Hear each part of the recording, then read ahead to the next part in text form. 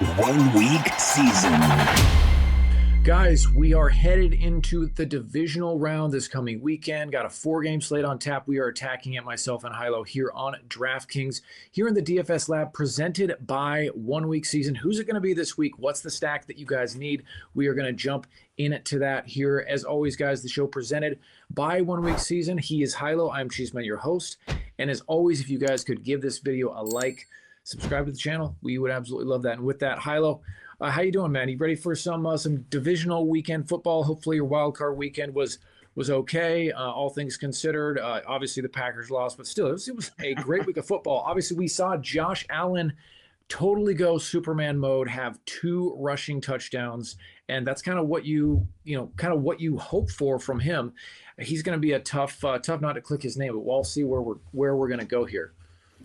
Yeah, man. Super Josh made an appearance. It's the playoffs. Like, we talked about it. I talked about it in multiple spots last week with respect to the Bills. The feeling in Buffalo, like just reading the room of like Buffalo fans of like what their expectations are. This is a postseason without Patrick Mahomes, Lamar Jackson, Joe Burrow. So there's this like feeling of like, if not now, when, I think, in Buffalo. Yeah. And they kind of handled the game against the Jags similar to how they've handled their team over the last 2 seasons. Like it was run the football, it was establish a run, it was keep the Jaguars from explosive plays. They executed that game plan until they entered the oh shit mode, and at that point it was like Josh Allen has to be Josh Allen, and he just took over. And so like that's what we kind of like talk about whenever we talk about the Bills. Like the first question on any slate that Josh Allen is on is like, is there a path to Super Josh being summoned? Because we know what he can do when he just takes over a football game. Beyond that, it's like, how does their opponent force Super Josh to come out? Because over the last 2.5, 3 seasons in Buffalo, it has been this methodical approach to games. It has been like, we don't want to have to win games through Josh Allen if we don't have to. Like, they have the pieces to do that. They have a solid offensive line. They have James Cook, who and his ascension. And it's like, we're just going to manage our way to victories. We know we have a defense that can, like, I would say the Bills probably have a top 3, if not like the best secondary top to bottom. They struggle to generate pressure up front. That's why they brought in Bosa this offseason. They've tried different pieces with like Von Miller in previous years and all these different pieces to like generate this organic pressure. That's really where they struggle still. Their secondary is fantastic. They're inviting teams to run on them. They play heavy rates of nickel dime coverage, 5-6 defensive backs on the field. And they're just like forcing teams to be methodical against them within this structure of methodology or methodicalness. I don't know what the fucking word is. I totally like, tracking though. Yeah. This idea of like, they want to approach games through this methodical mindset. They're forcing teams to do that against them. And typically they're able to like grind their way to victories through that with like this ace in the hole, this like hidden under their sleeve magic trick of like Josh Allen. Like, they can pull him out if they need him. Similar approach to like how the Chiefs have kind of altered their offensive identity over the last 3 seasons. The Bills are kind of doing the same thing. So like the question, all of that to say, like 5 minutes talking about the Bills, but like the question is like, does Super Josh have a path to being summoned? Now, we liked that last week because we said the Jaguars have scored 34.2 points per game since their week 8 bye. We should expect them to find some level of offensive success here. It took a little while to get that going until the second half, where they really started to move the football efficiently and well, find the end zone, cap off their drives with touchdowns. And that kind of, we saw like the last 8 minutes of that game. Like, we only got 8 minutes of Super Josh, but we saw like what that can give us. Like rushing touchdowns. That's that tush push. Like, it's like a 10-yard tush push. Yeah, he was being carried. Yeah, he literally, his feet were off the ground and he was just like surfing the wave. That was cool. That was initially called a touchdown, then called back, and then he snuck it in on the next play. But yeah, all of that discussion kind of fits into like what's important at quarterback. there are causal and correlative metrics that we use. And I did a study on this 2-3 off seasons ago and found that like the most predictive single metric at the quarterback position is total touchdowns. We need them to be scoring touchdowns. And why Josh Allen is so influential in that metric is he's such a heavy part of the red zone offense, particularly in the green zone. So like this team gets down within the 10, within the 5, and Josh Allen is just such a massive part of the offense. So we've seen James Cook. You look at like his underlying metrics and it's like, he has seen, I'd have to go pull the exact, I don't want to just spew nonsense here. Let me pull the exact number. I want to see James Cook's. Yeah, while you break that down, I'll just kind of lay out the slate real fast. So you got 4 games, obviously. The highest total right now is the Bears hosting the Rams, but that game is going to be, right now it's forecasted to be 7 degrees in that game. So that's going to be extremely cold. Rams are obviously a warm weather team. You also have New England hosting so you have pretty much 2 very cold games, New England hosting Texans, and then Denver hosting Buffalo. That'll be at around 50 degrees. And that second highest total is that one. And then Seattle hosting San Francisco. So Buffalo, Denver, Seattle, San Francisco, both around 45, 46. Rams are 51 and Bears, and then the Patriots and Texans is a 41 total game. So just to kind of lay that out. Now you were looking at Cook's underlying metrics there. Yeah, he's only accounted for 37.2% of the carries inside the 5 this season. So wow, this is an offense where Josh Allen is just such a massive part of the red zone offense, again, which plays into like the most predictive and correlative function at quarterback is total touchdowns. So that's where Josh Allen gets his fantasy upside and like why we keep clicking his name. But within that discussion, like can the Broncos summon Super Josh? Now, like, we have to get to that oh shit phase. And again, for those who aren't familiar with that term, I coined it a couple of years ago. It's effectively looking at like how offenses and teams kind of come into games, perform in games, make the adjustments, and then like try and eventually win games. So like I call the phase 1 of an NFL game, the game planning phase, which is like every team has a week to prepare for their game plan for this specific opponent. They're going to come in, they're going to execute that game plan. That typically lasts anywhere from a quarter and a half to halftime. Could be that long. And that's kind of what we saw last week with the Bills as they operated within that game plan, which was to be methodical. And it was a close game at halftime. After the game planning phase is the adjustment phase. Most commonly that happens at halftime. Most commonly, that is they're going in, they're assessing what was working, they're assessing what wasn't working, they're going to make their adjustments based on what has happened in the game. That's the adjustment phase. Most commonly, that's about a quarter to a quarter and a half. So that takes you to the 4th quarter or halfway through the 4th quarter, as we saw last week with the Bills. Then you get to what I call the oh shit phase, which is like all bets are off. We have to go win this football game. It doesn't matter. We're going to be aggressive. We have to make it happen right now. Now, when we're talking about team stacks, game stacks, we're typically looking for paths to reaching the oh shit phase earlier than that. Exactly. We want more time of these teams being like, man, shit, like all the game planning, the adjustments are off. We have to go just win this game, and we're going to do whatever it takes to do whatever so. we can. Yeah. And like every once in a blue moon, we see like the games start in the oh shit phase. 3 years ago with the Ravens and the Dolphins, what happened on the opening kickoff, Devin Duvernay, he was with the Ravens at that time. Devin Duvernay returned the opening kick for a touchdown, and it just ignited that game environment. Like the teams were just in oh shit mode at the beginning. This season, we saw the 49ers return the opening kickoff against the Cardinals to the 1 yard line, and the first play from scrimmage was a Christian McCaffrey touchdown from 1 yard. That immediately that game was in the oh shit phase. Like the Cardinals were like, God damn it, man, we gotta like all bets are off. We have to go push the 49ers throughout the remainder of the final 59 and a half minutes of this game. And the 49ers were just returning punches the whole time. So like, is there a path to a full game of Super Josh here? Probably not. Because why? Because the Broncos are a methodical team as well. They want to be this methodical team. They know they have a top defense. They do have the ability to generate pressure up front on their defensive front. So they know that they can be disruptive in drives. They know that they can force 3 and outs and get the ball back. So they're a little bit more, and it's like Sean Payton team. He's typically a methodical type coach that is going to mix in the chunk play, the shot taking type stuff, the Marvin Mims stuff downfield.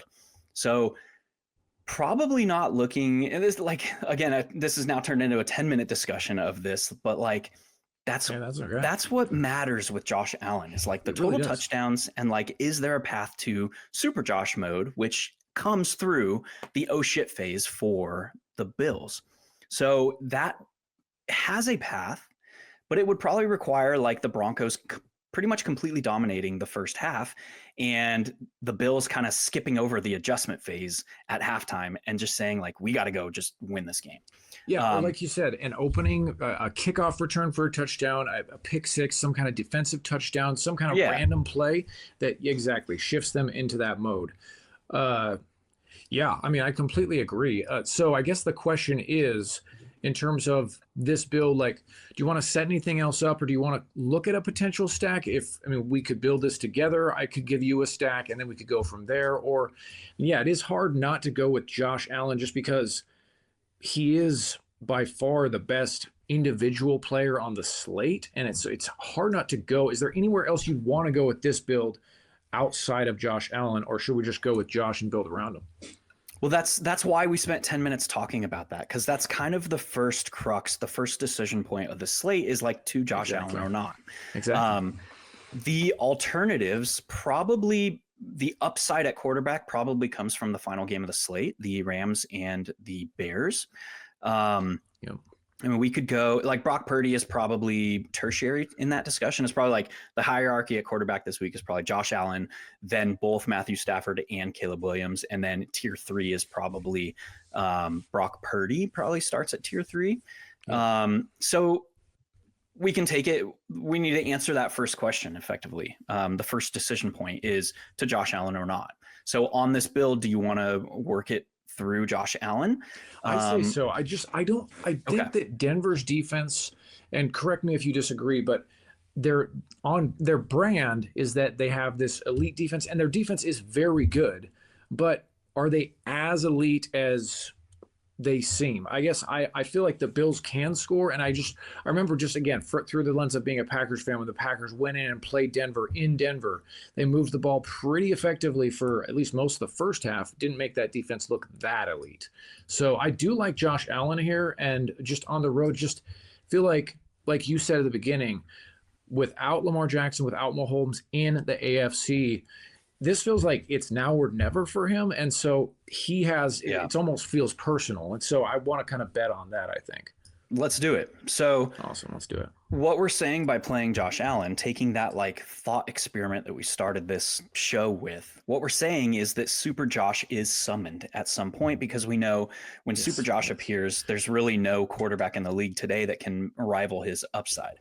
Yep. So if Super Josh appears, that means, again, closing the loop here, that means that the Bills are forced into oh shit mode at some point, which means we probably should have some causal factor correlation in this build from the Broncos. So I think we can immediately kind of go to like, who is forcing the Bills into oh shit mode? There's probably 2 likeliest bets. I would say it's probably RJ Harvey, and that probably is coming through touchdowns. Or it's like a multiple splash play type player in the first half. That would probably lead us to guys like Marvin Mims, potentially Troy Franklin. So that's kind of where my thought is going. If we answered that first question of this slate of to Josh Allen or not, now it's like, how does Super Josh come out? So I think I want to play, like, I would want RJ Harvey on this roster, potentially also another pass catcher.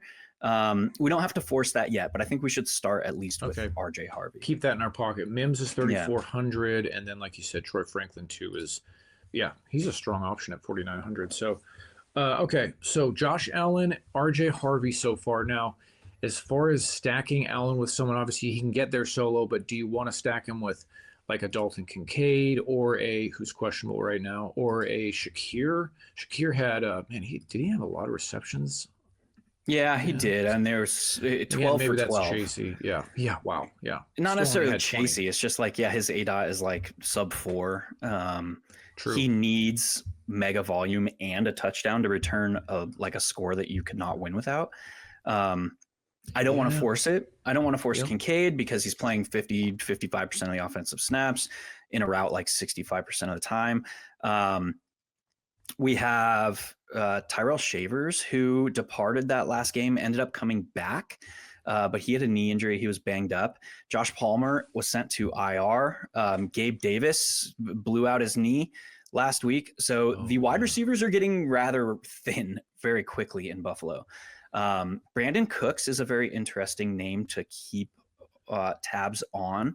Ooh, yeah, I do. Yeah, I like Cooks. Keon Coleman is also an interesting name for his red zone role, and he should be on the field a little bit more because Gabe Davis and Keon Coleman were effectively sharing a role last week. So we'll see. Curtis Samuel is going to have his practice window. I think they're expecting it to be opened. That does not guarantee that he's going to play this week. In fact, I would probably say it's unlikely.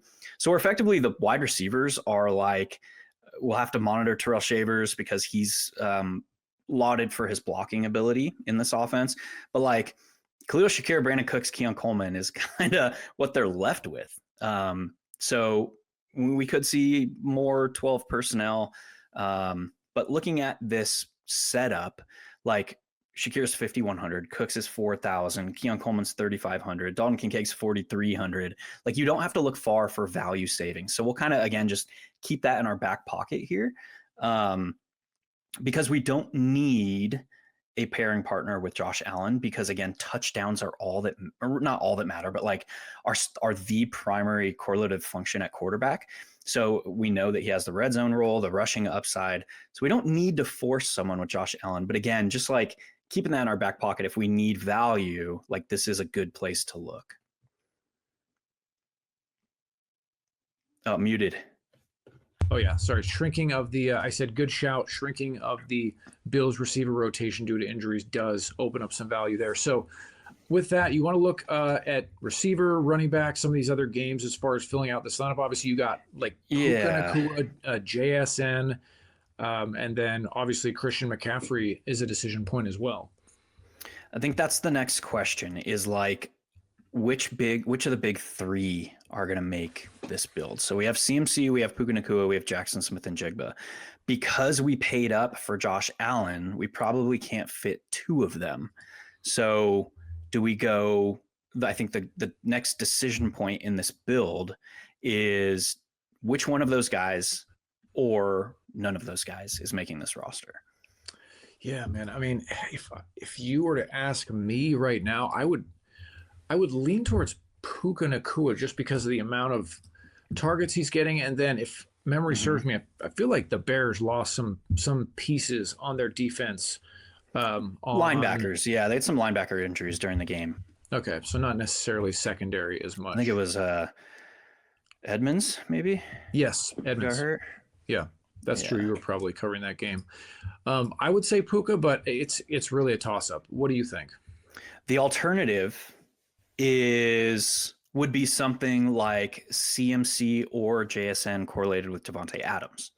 Adams coming off that kind of down game. He had 13 targets, caught only 5 of them.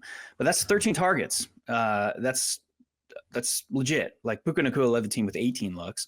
But 13 targets is nothing. It's not nothing. So I think I agree.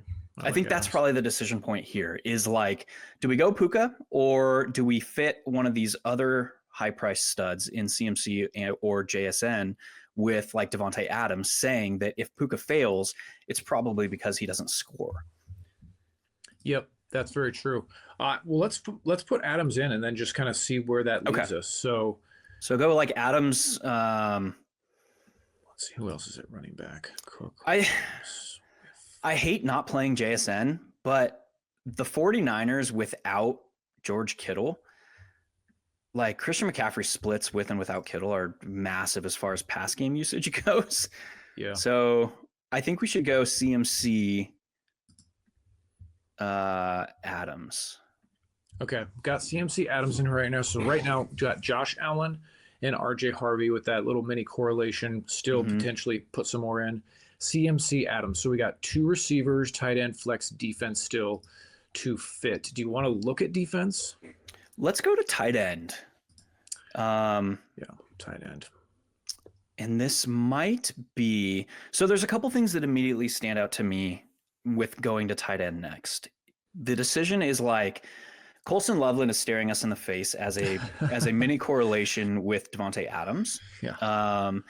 Also, something like one of the Rams tight ends could be interesting. Effectively, what you would need for 2 Rams pass catchers is like the touchdowns are not going to Puka.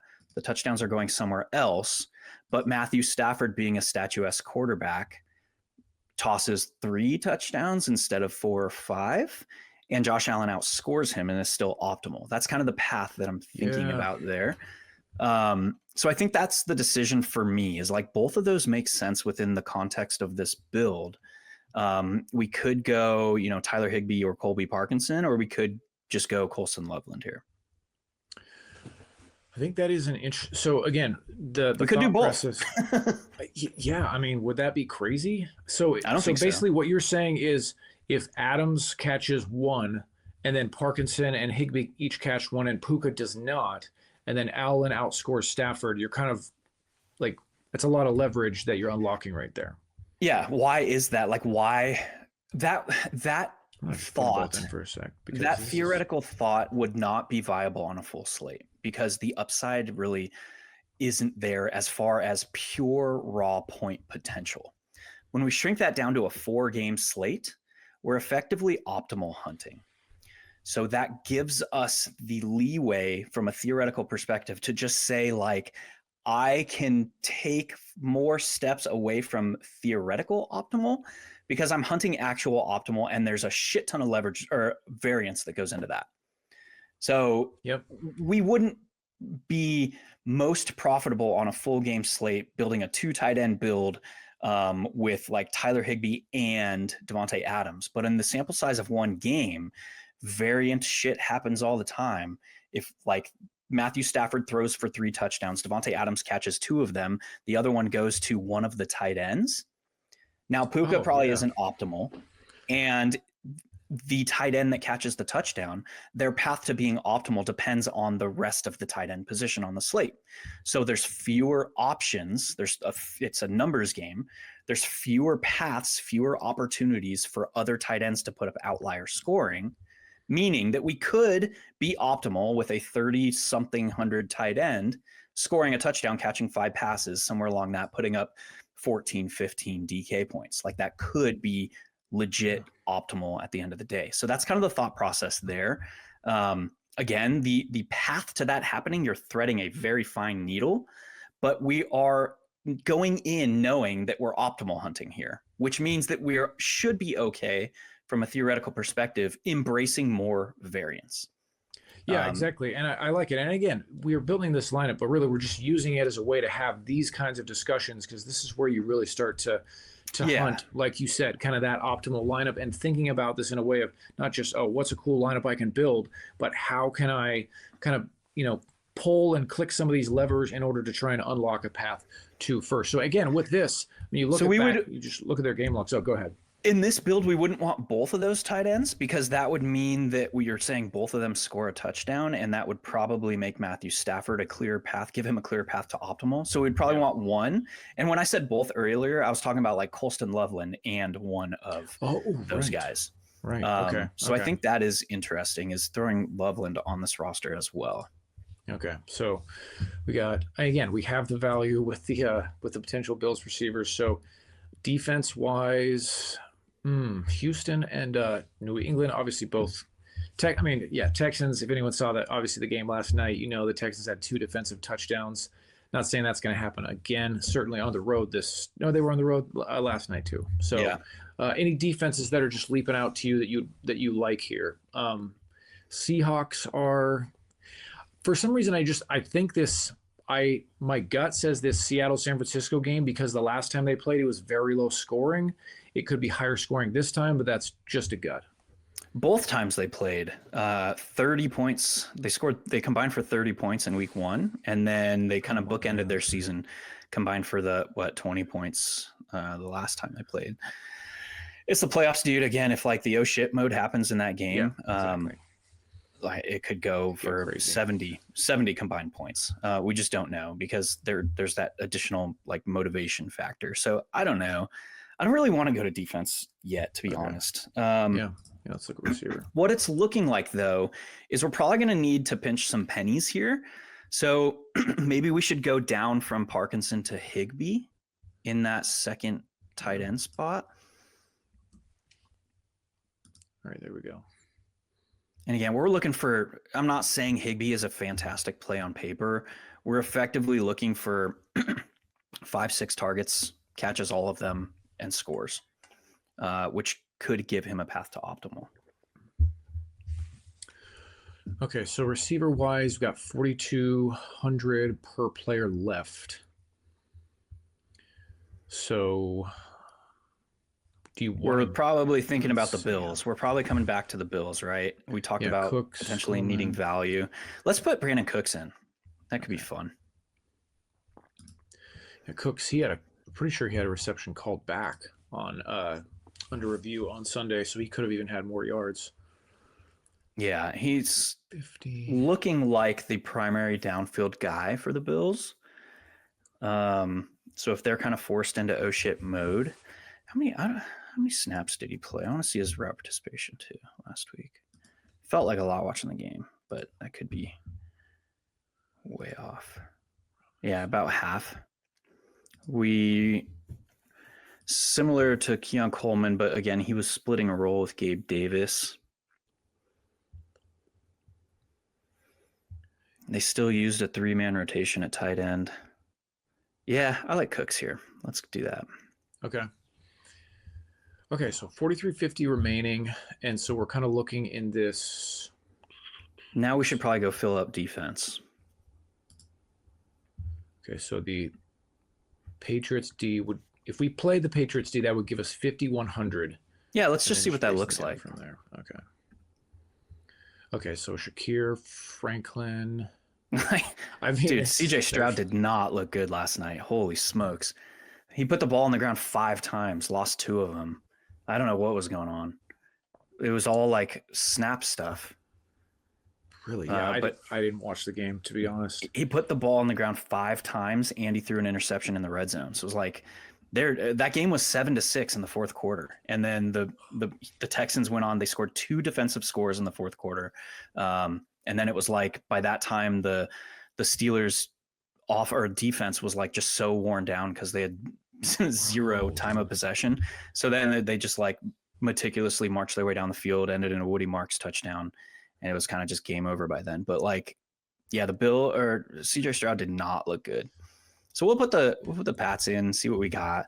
We could double with Khalil Shakir here, or Troy Franklin. They're both in that. A couple of the options we talked about earlier. Yeah, I mean Franklin has a better ADOT. I like everybody does. Than Shakir. Yeah, that's a great point. Yeah, everybody does. That's a very good point. Wan'Dale Robinson does. Yeah. Seriously, dude, Wan'Dale. That's like that's like if you have a definition of low ADOT, you go look in a dictionary, picture of Wan'Dale Robinson, right? Yeah. Okay. Let's put Shakir in there. It's just easy. Yeah, just the double stack, the correlation. Mm-hmm. Awesome, dude. We're just hoping the touchdowns come through the air here. Dude, sweet. Great discussion, Hilow. And that finishes out the build, guys, for the DFS lab. For those of you listening on the podcast, what we finished with was going with Super Josh in this lineup, stacking him with Brandon Cooks, Khalil Shakir, and bringing back with RJ Harvey. And then went with Christian McCaffrey at the other running back spot. And then went with a correlation of Devontae Adams, Tyler Higbee, or I guess Devontae Adams, Higbee on the same team, and then Colston Loveland on the other side, and finish it out with Patriots defense. Hilow, any final thoughts, man, here on the DFS Lab? No, this is really our final, like, in earnest main slate. Like, next week we got a 2-gamer, so have some fun with it, man. It's going to be a long off season waiting for the next one. So it is. I know. And obviously, still got to wait till April or May to start doing best ball stuff. Right. So yeah, man, guys, enjoy the rest of the season, guys. We appreciate you tuning into the DFS Lab all year. And Hilow, as always, thanks for your time, man. We'll see you guys.